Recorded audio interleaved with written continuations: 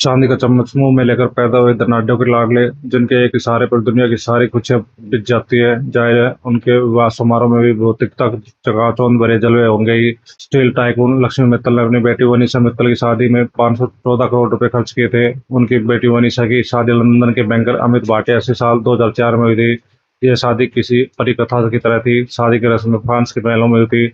उनकी सगाई फ्रांस के वर्सेस महल में हुई थी। कायली मिनाग ने शादी में कार्यक्रम किया था। शाहरुख खान और रानी मुखर्जी ने भी शादी में भव्य कार्यक्रम किया था। एफिल टावर पर आतिशबाजी का आयोजन किया गया था। शादी में 1,000 मेहमान आए थे। उन्हें चांदी का 20 पेज का निमंत्रण पत्र दिया गया था। कोलकाता से सेब बुलाए गए थे।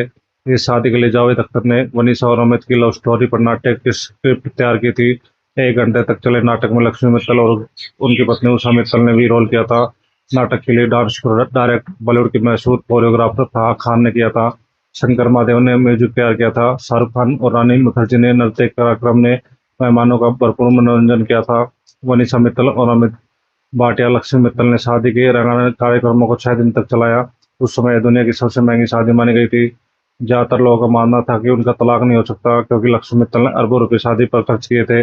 अमित भाटिया लक्ष्मी मित्तल के साथ ही काम करते थे। साल 2014 में वनीसा मित्तल ने तलाक के कागज फाइल किए थे। वनीसा मित्तल और अमित भाटिया के 3 बच्चे भी हैं।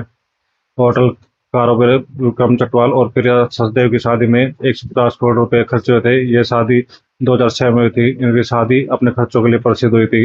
विक्रम चटवाल और प्रिया सचदेव की शादी में 26 देशों के करीब 600 मेहमान आए थे।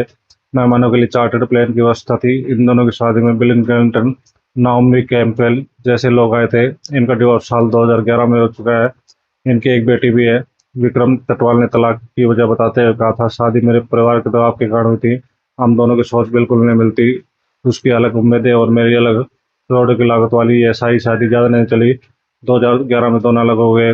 विक्रम चटवाल उस तलाक के बाद कई गर्लफ्रेंड्स बना चुके हैं और कईयों से ब्रेकअप भी कर चुके हैं। वही प्रिया सचदेव ने करिश्मा कपूर के पूर्व पति संजय कपूर से शादी रचाई। लंदन में सेटल्ड भारतीय टेक्सटाइल कारोबारी अरुण नायर और एक्ट्रेस और मॉडल ली जाने ने 25 करोड़ रुपए खर्च करके शादी की थी। यह वर्ष 2007 में हुई थी। इनकी शादी की रस्में 7 दिन तक चली थी। इनकी शादी में हॉलीवुड एक्टर कैट मॉस और हूक ग्रांट आए थे। लंदन में इनकी शादी का कार्यक्रम शुरू हुआ था। लंदन के बाद शादी का यह जोड़ा और मेहमान मुंबई आए थे।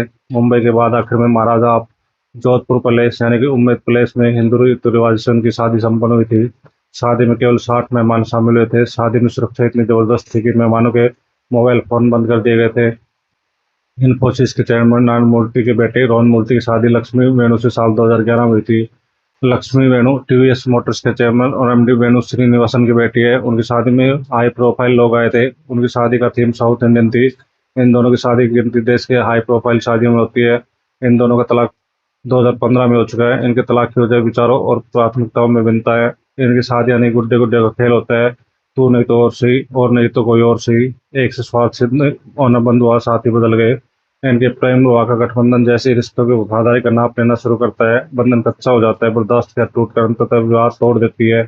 बेतासा खर्च करे ऐसे समारोह होते हैं और 4 दिन बाद सारे जलवों का रंग बदरंग हो जाते हैं।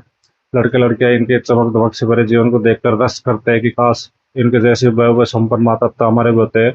मगर वैवाहिक जीवन का वैश्विक धन दौलत का मोहताज नहीं होता।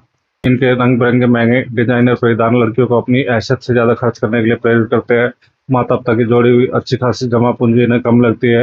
इनके डेस्टिनेशन वेडिंग्स लोगों पर अप्रत्यक्ष रूप से अपने वैवाहिक कार्यक्रमों पर ज्यादा से ज्यादा खर्च करने का दबाव बनाते हैं, जिससे समाज में विषाक्ति बढ़ती है।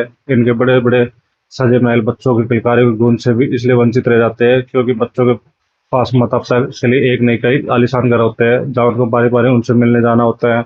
माता पिता अपने बेटे बहू को एक साथ हंसते मुस्कुराते देखने के लिए तरस जाते हैं और नव धनाढ़ लोग तो मन महसूस कर रह जाते हैं कि इससे अच्छा तो कम भौतिक साधनों में जीवन था। कम से कम एक छत के नीचे तो एक साथ सुख दुख बांट लेते थे। रुपए पैसे की अधिकता भी तलाक का कारण बनती है। धन के दम पर वैवाहिक संबंधों और अनावश्यक स्वतंत्रता के रागों को अलापा जाता है। नित्य नूतन संबंधों की क्षणिक आनंद की चाह पर साथ फेरों के जन्म जन्मांतर के संबंधों की बलि चढ़ जाती है। यह उन्माद इनका बुढ़ापा आने पर ही उतरता है और जो शरीर जवाब दे जाता है।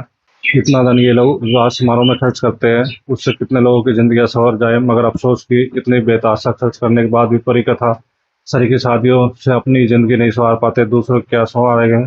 इससे अच्छा जीवन तो हम मध्यम वर्गीय लोगों का है, जिनके वही अटूट रिश्ते सुख दुख में साथ तो निभाते हैं, और दुर्भाग्यवश परिवार के किसी सदस्य को आईसीयू में जाना पड़ जाए तो बाहर कुर्सी पर बैठ के अपने परिजन के स्वास्थ्य की मंगल कामना तो करते हैं।